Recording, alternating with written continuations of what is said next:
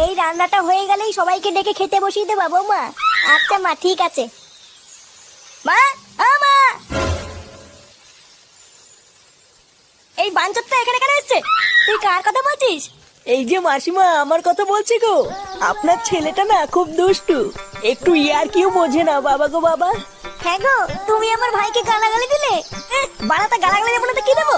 ও বলছি তার বাল, বাড়া আমাকে ঘরে একা পেয়ে আমার প্যান্টের ভিতরে হাত ঢুকে দিয়েছে। মা গো মা, জামাই বাবু তুমি অত রেগে যাচ্ছ কেন? আমি তো তোমার শুধু একটু সাইজটা দেখছিলাম গো। কি ছিল হোম তার বাল? বাড়ি গিয়ে বাবার সাইজ দেখবি যা। কি সব উল্টো পাল্টা কথা বলছিস তুই? যা বলেছি ঠিকই বলেছি। লেওরা আজকে প্যান্টের ভিতরে হাত ঢুকে দিচ্ছে, কালকে তো বলবে হালকা করে পুঙাও মেরে দাও। এই কি হয়েছে রে? এত চেঁচামেচি কিসের?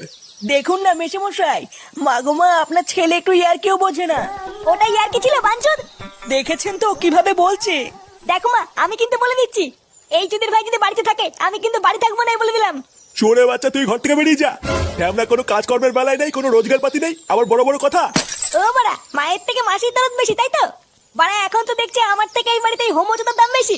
লেওরা যেদিন এই হোমোচোদাটা তোমার ধুতির ভিতরে হাত ঢুকিয়ে নেয়ানারি করবে সেদিন বুঝবা বালের এই বাড়িতে আমার কোনো দামই নেই।